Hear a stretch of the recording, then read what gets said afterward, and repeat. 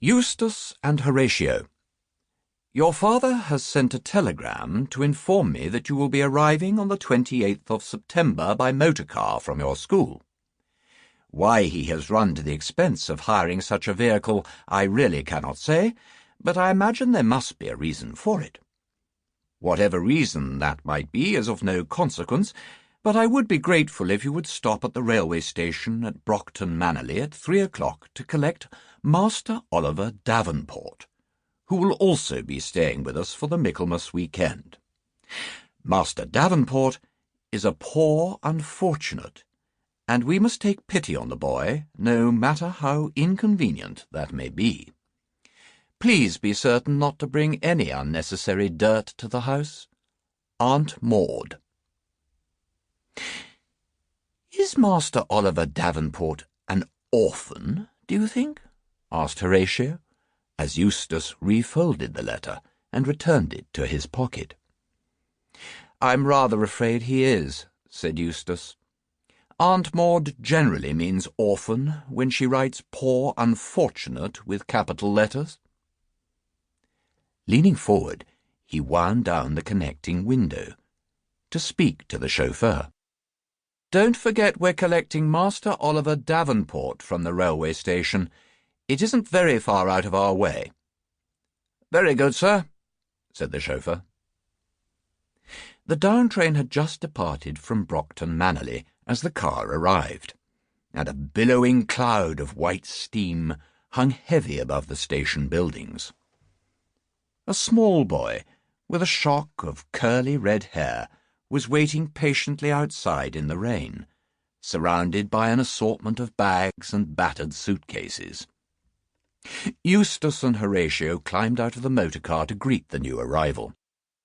Eustace walked ahead, as seemed right and proper for a boy 3 minutes his brother's senior. You must be Master Oliver Davenport, he called, opening out an umbrella. I'm Bleakley Major, and this is my brother Bleakley Minor. We're not at school now, tutted Horatio. We only need our first names. He smiled at the newcomer. I'm Horatio, and this blighter is my brother Eustace. Hello. Very pleased to meet you, said Master Oliver Davenport, all the time jabbing vigorously at his right eye with the corner of a grubby pocket handkerchief. I would shake hands, you know, only I got a smut in my eye, and it's absolute agony. Were you leaning out of the compartment window? Asked Horatio. I was, said the boy. You would have had your head sliced off if there'd been a train coming in the other direction, said Horatio cheerfully. Heaps of boys have had their heads hacked off by passing steam trains. They're always warning us of it at school. At least my eye wouldn't be hurting if my head had come off, said Master Oliver Davenport philosophically, prodding his eye again with the grimy handkerchief. There. I think that shifted it. The rain was falling heavily now, and the chauffeur took care of Master Oliver Davenport's luggage as the boys climbed gratefully into the warm motor car, slamming the door shut behind them. Have you had to travel very far from your school? Asked Eustace, as the engine hummed once more and the car pulled slowly away from the station. 2 hours and 3 trains, replied Master Oliver Davenport. The more distance there is between me and those tormentors of souls who pass themselves off as teachers, the better. He grinned at the 2 boys. It seems your family has taken pity on me. Are they frightfully rich, your aunt and uncle?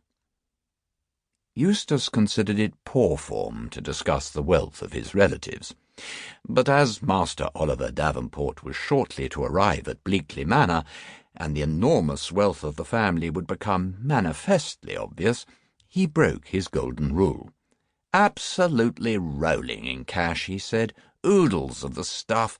Uncle Max is chairman of Bleakley Bottling, Inc. They make pickles, you know.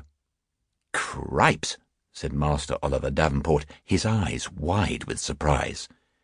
We must have their mustard piccalilli in our sandwiches at school, but very thinly spread, more's the pity.